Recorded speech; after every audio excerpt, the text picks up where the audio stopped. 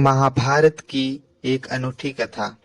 हस्तिनापुर के सिंहासन के लिए दो चचेरे भाई समूह धर्मनिष्ठ पांडवों और कपटी कौरवों के बीच हुए संघर्ष की कहानी है।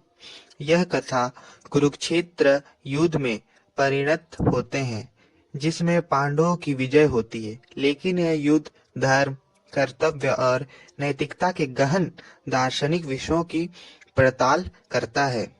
कहानी का अंत भगवान श्री कृष्ण की मृत्यु और कौरवों के पतन और पांडवों के स्वर्गारोहण के साथ होती है। जैसा कि हम जानते हैं, कहानी कुरुवंश से शुरू होती है, जिसमें सत्यवती के पुत्रों चित्रगध और विचित्रवीर्य के बाद व्यास ने नियोग से धृतराष्ट्र और पांडु को उत्पन्न किया।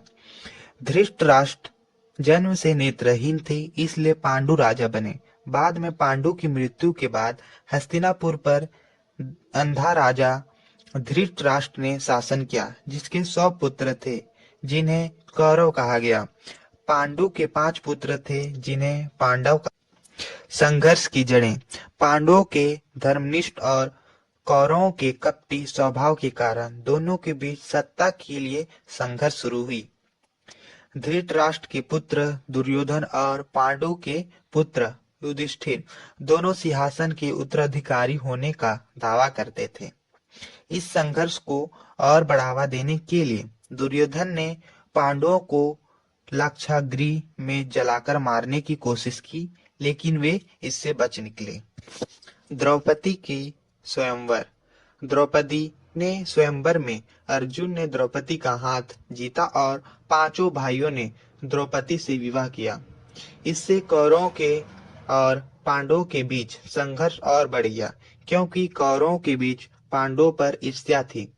कुरुक्षेत्र युद्ध। जुआ के एक खेल में दुर्योधन ने युधिष्ठिर को छल से हराकर सब कुछ जीत लिया और पांडवों को 13 साल के वनवास और 1 साल के अज्ञातवास के लिए भेज दिया। वनवास के बाद पांडवों ने अपना राज्य वापस मांगा, लेकिन दुर्योधन ने मना कर दिया, जिसके कारण कुरुक्षेत्र में एक महान युद्ध हुआ। युद्ध और परिणाम। महाभारत युद्ध 18 दिन तक चला, जिसमें कृष्ण ने अर्जुन के सारथी के रूप में महाभारत के भगवत गीता के उपदेश दिए। युद्ध में भीष्म, द्रोण, कर्ण और दुर्योधन सहित कई योद्धा मारे गए और अंत में पांडवों ने युद्ध जीत लिया। समापन। महाभारत की कहानी श्री कृष्ण की मृत्यु, यदुकुल के संहार और पांडवों के स्वर्गारोहण के साथ समाप्त होती है। युधिष्ठिर को अपने भाइयों के साथ जाने का विकल्प मिला और उन्होंने इसे चुना। मुख्य विषय और संदेश। धर्म। महाभारत धर्म और न्याय के बारे में है। यह दिखाता है कि धर्म का पालन करना महत्वपूर्ण है, भले ही परिस्थितियां कितनी भी कठिन क्यों न हो। कर्म।